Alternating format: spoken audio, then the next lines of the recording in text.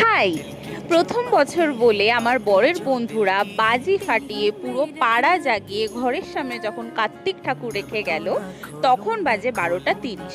আমি অনেক রিলেই দেখেছি এটার জন্য অনেকে অনেক রাগারাগি করে, কিন্তু আমার বর যখন প্রথম এই জিনিসটা দেখলো হাসি মুখে আমার কাছে এসে বলল, চলো আমরা দুজন মিলেই প্রথম বছর কার্তিক পুজো করি।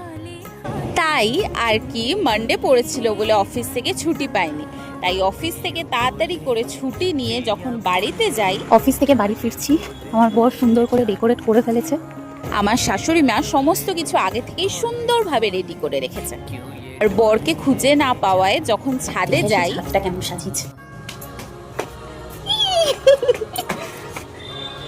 ওরে বাপ রে, ওই লাইটগুলো খুলেছো পুতু? তাহলে আর বাকি কি রইলো, এবার আমার রেডি হওয়া। এমনি তো সেভাবে শাড়ি পরা হয় না, কিন্তু আজকে একটা সুন্দর দেখে গ্রিন কালারের শাড়ি পরবো। রেডি হওয়ার পর আমার বর আমাকে কমপ্লিমেন্ট দিল, আমি নাকি পুরো টিয়া পাখির মতো দেখতে লাগছি।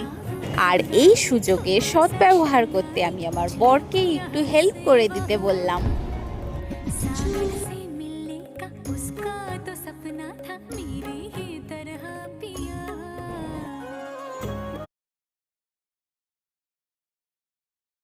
ব্যাস এইভাবেই দিনটা কেটে গেল, সুন্দর করে পুজো কাটিয়ে বাজি ফাটিয়ে। আমাদের বাড়িতে দুটো কার্তিক এসেছিল, আর তোমাদের?